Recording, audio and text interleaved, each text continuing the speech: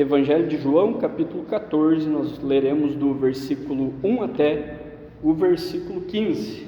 Evangelho de João, capítulo 14, de 1 a 15. A palavra do Senhor aqui, um momento em que Jesus está conversando com os seus discípulos, e você vai lembrar novamente, como nós vimos a semana passada também, de que aqui nesses capítulos, a partir desses capítulos aqui, Jesus já está se aproximando do momento em que ele irá à cruz, ele irá morrer lá na cruz, e ele traz uma palavra aqui no capítulo 14, inicia o capítulo 14 trazendo uma palavra de conforto aos discípulos, até o próprio subtítulo ali que a Sociedade Bíblica colocou: Jesus conforta os discípulos.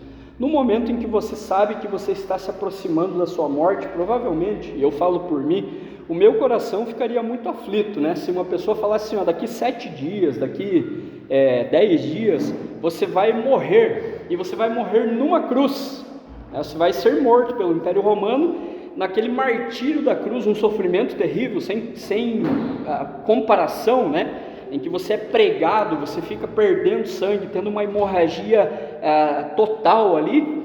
O meu coração não ficaria tranquilo, e eu imagino que o seu também não. O meu e o seu coração ficariam muito aflitos, ao ponto de nós talvez não termos condições de darmos uma palavra de conforto para o outro. Pode perceber que geralmente quando a gente enfrenta um momento de dificuldade, o nosso coração está tão aflito que a gente não consegue encontrar para nós mesmos, uma palavra assim: poxa, eu queria que alguém chegasse e falasse para mim algo que me confortasse. Por quê, irmãos? Porque a gente é limitado. Nós não temos condições de no momento da aflição sua, por mais que haja uma boa intenção no meu coração e no seu, de ajudar, mas a gente não encontra as palavras certas. Um exemplo disso é quando a gente vai a um funeral, A gente chega ali e vê o choro da família, a gente vê toda aquela situação e a gente pensa assim: o que eu vou falar? Quer ver pastor, quando você diz assim: pastor, pode falar no funeral, assim, o que eu vou falar? Dá vontade de você chegar e falar assim: vamos orar e não vamos falar nada, só vamos fazer uma reflexão desse momento pelo qual possivelmente todos nós passaremos aqui, porque é esse momento que vai mostrar quem a gente é mesmo, limitadíssimos demais pelo nosso tempo, e a gente não encontra uma palavra de conforto. Mas veja que Jesus, nos seus últimos dias ali, que antecediam ali a cruz, ele chega e fala assim para os discípulos: não se turbe o vosso coração. Ou seja, não fiquem aflitos no coração de vocês, não fiquem preocupados, não fiquem ansiosos, abatidos, com medo. Qual é o ensinamento que Jesus dá aqui para os discípulos? Ao invés de se turbar o coração, era para eles manterem a fé deles em Deus, porque ele diz: credes em Deus, crede também em mim.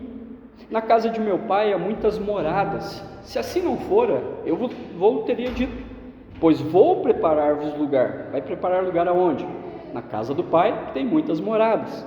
E quando eu for e vos preparar lugar, voltarei e vos receberei para mim mesmo, para que onde eu estou, estejais vós também. Olha as palavras de conforto que Jesus está dando para os seus discípulos. Ele começa dizendo: não se turbe o vosso coração, Senhor. Mas como nós não vamos ficar com o coração aflito, sabendo que daqui a algum tempo o Senhor, porque cronologicamente os discípulos não tinham ideia se era daqui 5 dias, daqui 4 dias, daqui 10 dias, mas eles sabiam que estava se aproximando.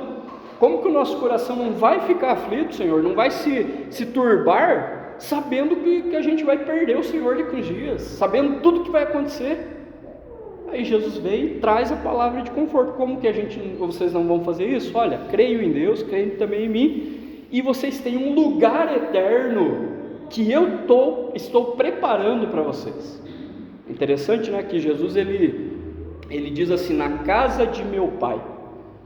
Todos nós que tivemos e temos pais que nos amam, estranho até eu falar assim, porque há pais e mães que não amam seus filhos mesmo, mas a gente sabe que o lugar que você é mais bem recebido, os casados aí além do seu lar, é na casa dos seus pais. Você chega lá, qualquer momento. Eu costumo dizer que depois de um tempo que você fica fora, você fica até meio assim estranho você chegar, por exemplo, na casa da sua mãe, como eu tenho hoje em dia, só minha mãe, e você abrir a geladeira. Eu peço para minha mãe quando chego lá: mãe, posso abrir a geladeira aqui? Até um tempo eu não pedia, chegava na casa da minha mãe, eu morava antes de casar, abria a geladeira a qualquer momento. Por quê? Porque é o lugar que você tem mais intimidade, é um lugar que você é bem recebido, um lugar que você tem liberdade dentro desse lar. E veja que Jesus está falando, olha, na casa de meu pai há muitas moradas, há muitos lugares, há espaço para os filhos dele, e eu vou preparar esse lugar para que vocês estejam nele. Jesus está dizendo, vocês têm um lugar na presença de Deus. Deus é o Pai de vocês, então não se turbe o vosso coração por todas as coisas que venham a acontecer, e por mais que elas sejam tão terríveis, vocês não estão limitados por essas coisas ruins que possam acontecer, mas vocês têm uma certeza, vocês têm um lugar diante de Deus.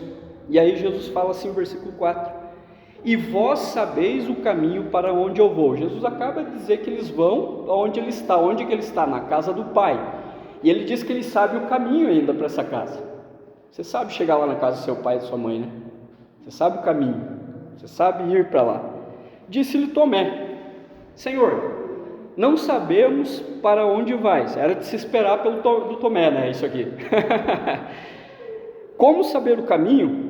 Respondeu-lhe Jesus, eu sou o caminho, e a verdade e a vida. Ninguém vem ao Pai, senão por mim. Se vós me tivesseis conhecido, conheceríeis também a meu Pai. Desde agora o conheceis e o tendes visto. Veja, novamente Jesus afirma, dá certeza para eles. Vocês estão me vendo, vocês estão convivendo comigo, porque eu e o Pai somos um, vocês estão vendo o Pai em mim. Então, Tomé, a resposta da sua pergunta está aqui. Para vocês conhecerem e verem o Pai, olhem para mim, porque eu sou o caminho para o Pai, eu sou a verdade que revela o Pai, e eu sou a vida do Pai no meio de vocês. Replicou-lhe Filipe, Senhor, mostra-nos o Pai, e isso nos basta. Aí Jesus fala, disse-lhe Jesus, Filipe, há tanto tempo estou convosco, e não me tens conhecido? Quem me vê a mim, vê o Pai. Como dizes tu, mostra-nos o Pai? Jesus dá uma pequena dura neles ali, uma repreensão. Vocês não estão me enxergando ainda, vocês não estão vendo o Pai? O Pai está aqui no meio de vocês, na minha pessoa, revela-se para vocês por meio de mim, porque eu sou um com o Pai. 10. Não crês que eu estou no Pai e que o Pai está em mim?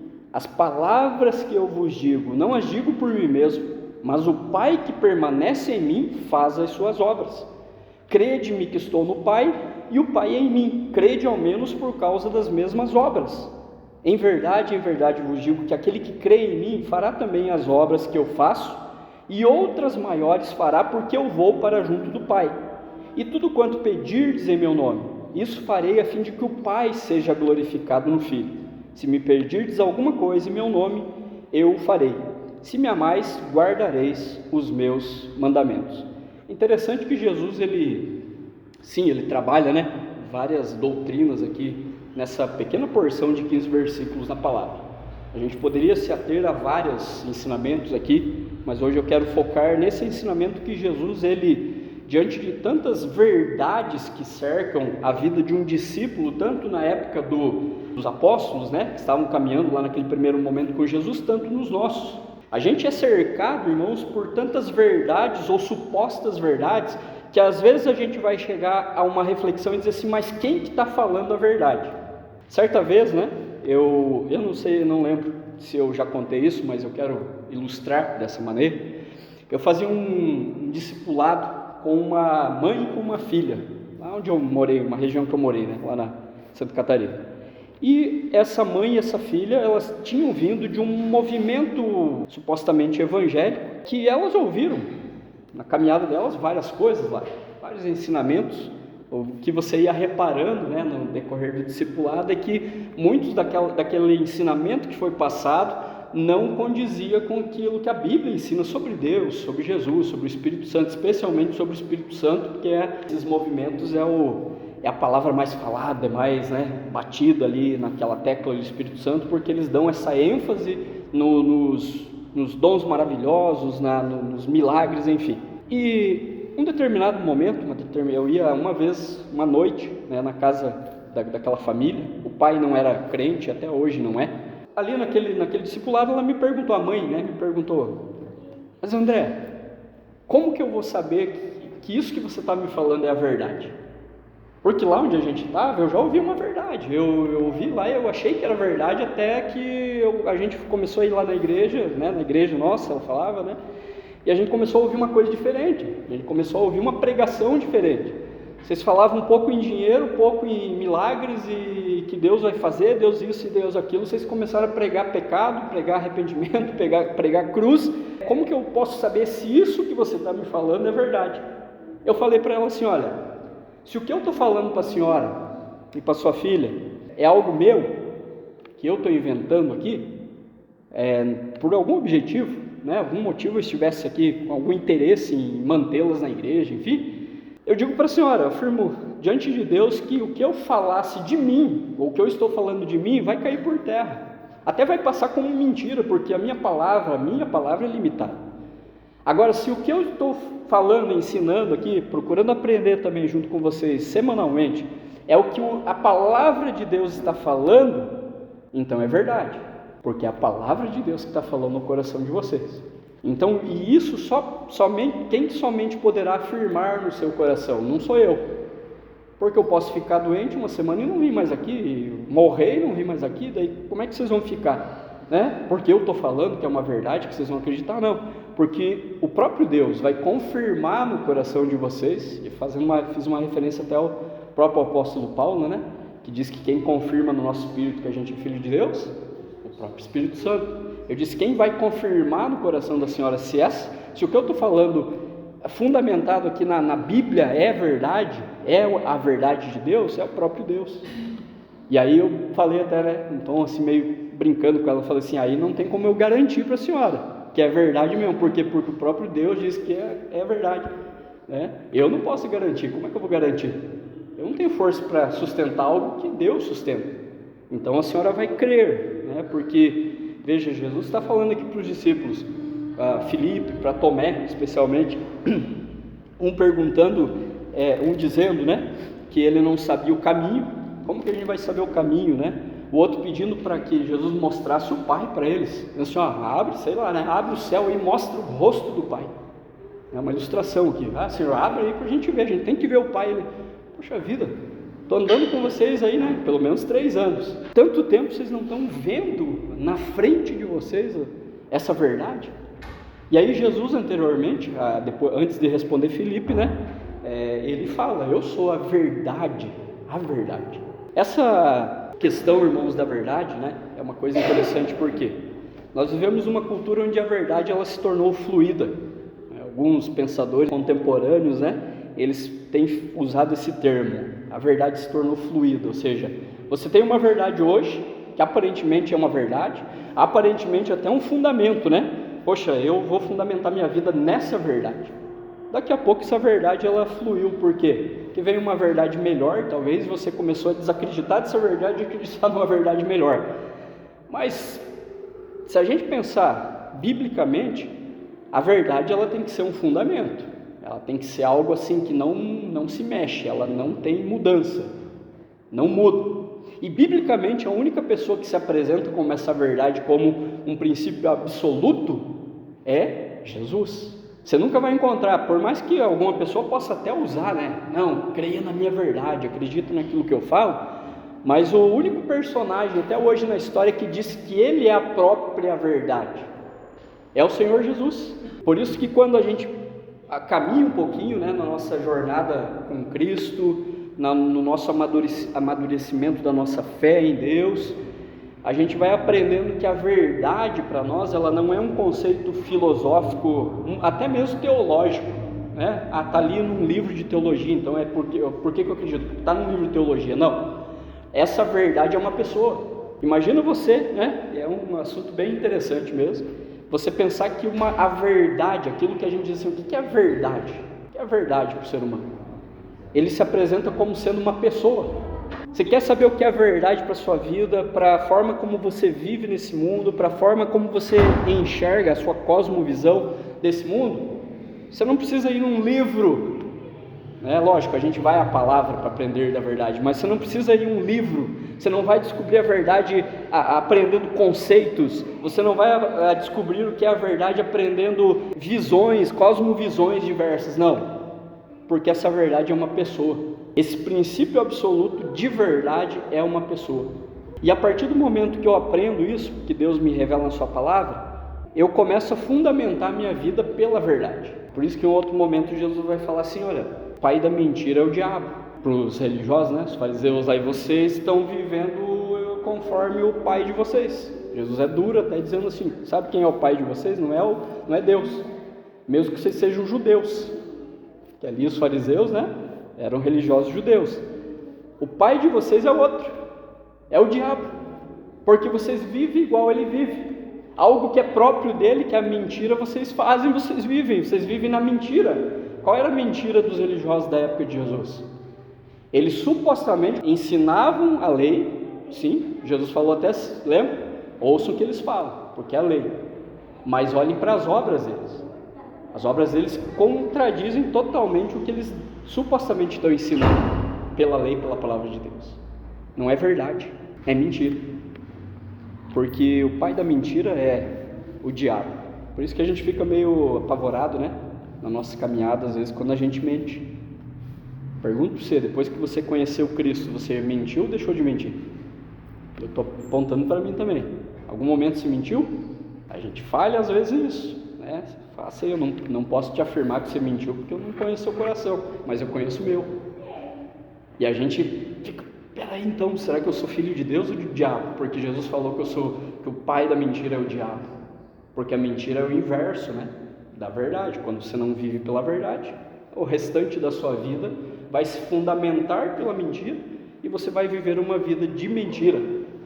É o que Paulo, né, ele trata, não especificamente desse assunto, mas ele revela para nós em Efésios 2 como que é a natureza humana sem Deus, sem conhecer essa verdade.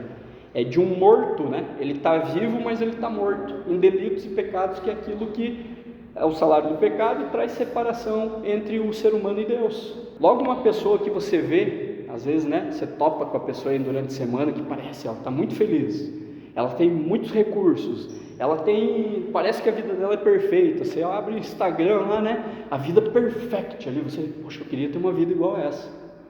Nossa, a minha vida é tão medíocre, né? Tão pequenininha, por quê? Porque eu não tenho aquilo que aquele tem, eu não sou igual aquele artista, aquele jogador de futebol, aquela pessoa perfeita, aquele influencer, né? Nossa, porque olha, ele vai para todos os lugares, viaja, faz isso e aquilo, mas você vai lá no cerne, porque ela não tem Cristo. Vamos pensar que essa pessoa não tenha Cristo, não conheça Jesus, não conheça essa verdade que é o próprio Jesus. Do que adianta essas coisas, né? O que adianta ela ter todas essas coisas na sua existência se ela fundamenta a sua vida na mentira? Aí fica uma reflexão para nós, irmãos e irmãs. Se a gente tem fundamentado de fato a nossa vida nisso que Jesus está falando que Ele é. Veja que Ele não fala assim, no versículo 6, né? Eu falo sobre o caminho que leva a Deus. Eu conto para vocês mais uma verdade, porque vocês são cercados de verdades. Os fariseus têm as verdades deles, os saduceus também, porque cada um, né, em determinadas doutrinas pensavam diferente um do outro. É daquela época, já que um grupo religioso vai pensar uma coisa, vai pensar outro. O problema é que quando Jesus está falando de coisas basilares, fundamentais, fundamentos da fé, não há negociação. Isso aí todo mundo tem que pensar juntinho. Paulo disse, a gente tem que ter o mesmo pensamento, pensar a mesma coisa sobre Deus, ter o mesmo fundamento, entender que as questões fundamentais da fé, elas não têm negociação. Você não pode negociar, mesmo que você seja um presbiteriano, um batista, um assembleiano, você tem que crer, Jesus é que salva. Por exemplo, crer nisso, eu creio, mas, quando tem um mais, você já, num fundamento, você já tem um problema. Por isso que Jesus está falando assim, eu não falo para vocês mais uma verdade aí que vocês ouvem dos fariseus, dos saduceus, até de alguns, né, na época de Paulo, principalmente dos filósofos da sua época, não. E ele também não fala que ele é mais um tipo de vida, não, ele fala que ele é o próprio, ele é o caminho. Você só vai a Deus se você conhecer Jesus, você só vai a Deus se você saber que Ele é a verdade, e que Ele é a vida, a única pessoa que pode gerar vida, como Paulo fala, né? Que Ele nos deu vida, estando nós mortos nos nossos delitos e pecados. Por isso que a resposta, quem é Jesus, e eu tenho que responder, Jesus é a única verdade, porque sim, da mesma forma, irmãos, como os discípulos estavam na sua época, a gente está cercado de muitas verdades até que a gente cria às vezes. Como é que você acredita em determinada coisa? Eu acredito assim, eu acho, né? Normalmente a gente usa essa palavra. Eu acho isso, eu acho aquilo sobre determinado assunto. Muitas vezes é uma mentira. Muitas vezes é uma meia verdade. Alguém já disse que uma meia verdade é uma mentira inteira. Ela não é uma verdade, né, em si. E Jesus vem e não negocia isso. Ele apresenta como princípio, como fundamento da fé de um discípulo, acreditar que ele é a verdade. Por que Jesus está afirmando que quando Filipe está olhando para ele, Filipe pode olhar o próprio Pai? Quando Jesus trabalha esse fundamento, esse princípio de que ele e o Pai são um. E lembra quando Jesus está falando sobre isso, ele fala assim: vocês são um conosco. Porque seria estranho, né? A palavra nos apresentar Cristo como sendo cabeça, que tem um corpo e o corpo é a igreja, e a gente não fazer parte do Senhor Jesus. Então, ele diz que a gente está nele. Como o Pai e ele são um, a gente faz parte de uma obra grandiosa do próprio Deus nessa terra. A gente é o povo de Deus, a gente é o corpo de Cristo. Como que a gente acredita nisso? Aquele questionamento de Filipe, né? Mostra-nos o Pai, Senhor. Tomé: Senhor, a gente não sabe para onde que o Senhor vai, como que a gente vai saber o caminho para onde o Senhor vai? Fala: eu sou o caminho, sou a verdade e a vida. Vocês têm que crer, vocês têm que acreditar em quem eu estou dizendo que eu sou. E essa é uma das respostas, né, para a pergunta: quem é Jesus para mim? Eu creio que de fato que tudo aquilo que Jesus fala, não apenas algumas partes, as partes que eu mais gosto de ler nos evangelhos, de fato são a verdade. De fato é Cristo na minha vida. Quem é Jesus? Ele é a verdade que supre a minha vida. Por meio dessa verdade eu posso viver mesmo que eu não tenha coisas. Como eu citei a ilustração, o exemplo aqui, eu olhar para uma pessoa que tem muitas coisas, a vida dela parecer uma perfeição, mas lá no fundo, porque não tem Cristo como fundamento, é uma pessoa extremamente entristecida, extremamente, como diz Paulo, morta nos seus delitos e pecados. Ou de fato eu vivo por meio dessa verdade, né? Porque Jesus é essa verdade. E aqui, para concluir, né, eu quero fazer algumas aplicações, pensando em Jesus sendo a verdade para você. Quem é Jesus? Ele é a minha verdade, a minha única verdade. Repito, não é mais uma das verdades que eu acredito, que eu leio, que eu acho que acredito. Jesus, ele é a verdade que traz paz em tempo de aflição. O versículo que a gente iniciou, né? Não se turbe o vosso coração. Irmãos, não vou afirmar com 100% de certeza, mas conhecendo um pouco aí da caminhada de cada irmão da nossa própria igreja, não vou ampliar para a igreja no geral. Temos passado às vezes por tempos de aflições, dentro dos nossos lares, dentro dos nossos próprios corações individualmente, mas somente Jesus é a verdade que vai suprir isso. Simples assim, não preciso nem inventar argumentos mirabolantes aqui para você. Porque ele falou: não se turbe o vosso coração, em um momento que o coração dos discípulos de fato estava aflito. Você lembra o que aconteceu quando Jesus foi à cruz? Todo o processo da Via Crucis lá, a sua paixão. Um saiu, um disse que não conhecia, um disse que, o meu próprio que disse que ia ficar com ele até o fim, um que falou que não conhecia, né, Pedro? Se a gente olhasse para a vida desses irmãos lá do passado, a gente diz: poxa vida, eles abandonaram a verdade. Mas como não, a vida com Deus, ela em última instância, ela não depende de nós, ela depende do próprio Deus vir a nós e nos manter. É isso que a gente crê, né, como doutrina, perseverança dos santos. É o próprio Deus que mantém a nossa vida, porque o mesmo que disse que ia com Jesus até o final, que abandonou e disse que não conhecia Jesus, é o mesmo que Jesus vai lá e resgata depois na praia. Vamos conversar, vamos caminhar aqui, vamos dar uma caminhada, vamos conversar. E a gente tem duas cartas dele aqui no final da Bíblia. Uma pessoa que foi morta pelo Evangelho, por pregar Cristo, foi perseguido, como a gente tem no livro de Atos, né? Foi preso, enfim, Pedro. Se o nosso momento de aflição fosse motivo para Deus nos abandonar, ele tinha abandonado toda aquela primeira leva de discípulos, já dizendo: vocês me deixaram? Vocês vão tudo para o inferno, vocês vão ficar tudo sozinhos agora. Mas eu sou a verdade na vida de vocês, e se eu disse que eu sou a verdade na vida de vocês, quem mantém essa verdade na vida de vocês não são vocês, sou eu. Então isso traz conforto, né? O nosso coração não se turba, né, em tempo de aflição. Por quê? Porque é Ele que mantém essa paz, essa verdade na minha vida. Uma segunda aplicação aqui do texto, é que Jesus é a verdade que revela como que a gente vai a Deus, porque quando você vai a Deus, e aqui eu estou falando mesmo, né, nesse sentido mesmo, eu vou a Deus, por quê? Porque para eu ir a Deus ele teve que vir primeiro a mim, ele teve que vir ao meu irmão e dizer assim, agora você vem por esse caminho aqui, ó. Né? Às vezes eu falo por mim, às vezes você continua trilhando o caminho, a gente vai trilhar até o fim, vai perseverar até o fim, mas às vezes Deus tem que pegar a gente assim, né? Eu me arrasto assim, ó. Eu estou meio me arrastando ali, Deus está aqui com a mão puxando, porque é Ele que puxa para Ele mesmo. Jesus falou, eu sou o caminho, né? Essa verdade da gente saber que somente por Jesus a gente é aceito diante de Deus, e somente por Jesus a gente caminha com Deus. Uma outra aplicação, uma outra lição, é que Jesus é a verdade que transforma, né, o nosso coração. Ele fala nos versículos 12 a 15, a gente não vai ler de novo, leia depois, mas você vai encontrar ali Jesus falando que aquele que crê em mim fará também as obras que eu faço. Aquele que acredita nessa verdade, ele vai imitar Cristo, né? Eu falei uma série toda sobre isso, mas vai ter essa imitação na sua vida. Como Paulo trabalha essa ideia, ele fala que a gente de fato imita Cristo, é de meus imitadores, como eu sou de Cristo, e essa imitação não é só porque a gente acredita em Deus, Jesus é Deus. Não, a gente acredita fazendo, é um acreditar com prática. Alguém já disse, o amor suja as mãos. Pode perceber, tudo que você vai fazer por amor, você tem que fazer alguma coisa. Esse é o amor bíblico, é a prática.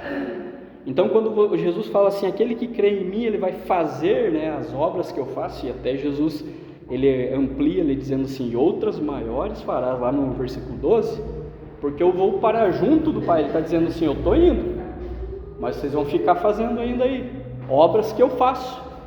Que obras essas? Qual foi a obra de Jesus, né?